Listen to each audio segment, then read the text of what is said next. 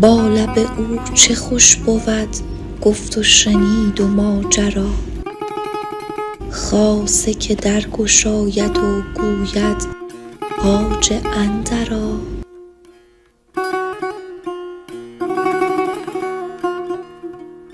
با لب خشک گوید او قصه چشمه خضر،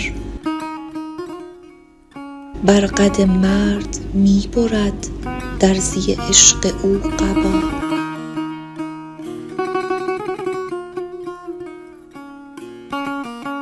مست شوند چشم ها از سکرات چشم او، رقص کنان درخت ها پیش لطافت صبا.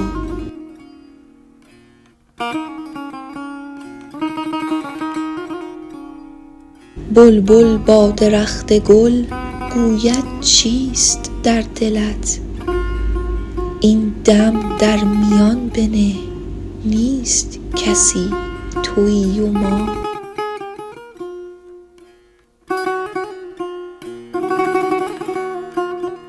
گوید تا تو با تویی هیچ مدار این طمع، جهد نمای تا بری رخت تویی از این سرا.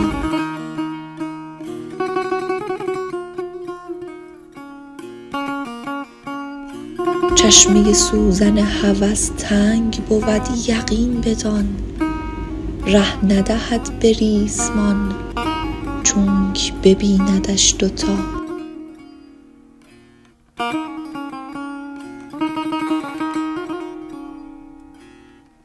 بنگر آفتاب را تا به گلو در آتشی، تا که ز روی او شود روی زمین پر از ضیا.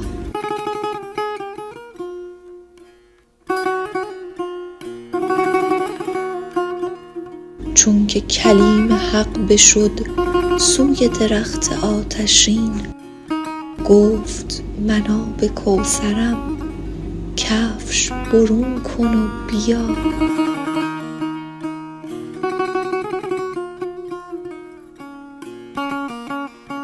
هیچ مترس ز آتشم زان که من آبم و خوشم، جانب دولت آمدی صدر تو راست مرحبا.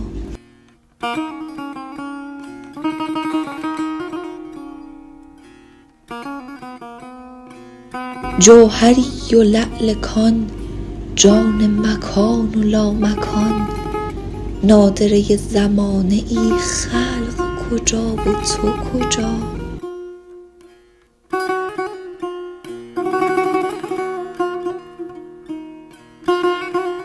بارگه عطا شود از کف عشق هر کفی، کارگه وفا شود از تو جهان بی وفا.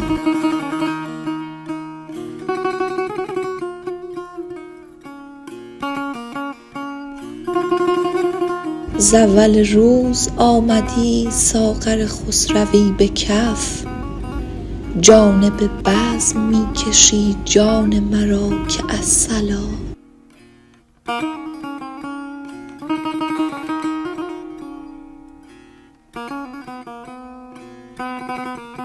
دل چه شود چو دست دل گیرد دست دلبری، مس چه شود چو بشنود بانگ و صلای کیمیا.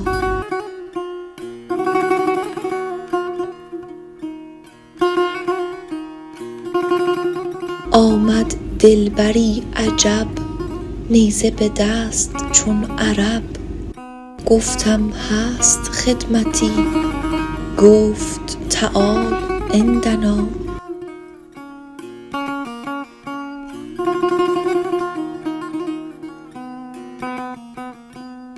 جست دلم که من دوم گفت خرد که من روم، کرد اشارت از کرم گفت بلی کلاکما.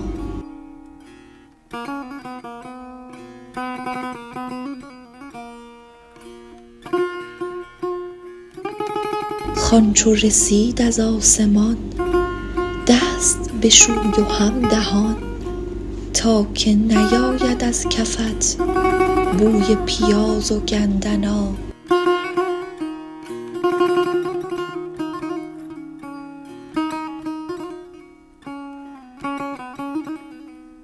کان نمک رسید هین گر تو ملیح و عاشقی، کاس ستان و کاسه ده، شور گزین نه شوربا.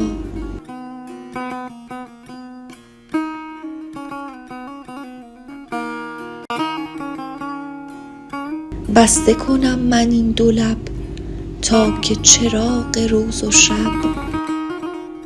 هم به زبانه زبان گوید قصه با شما.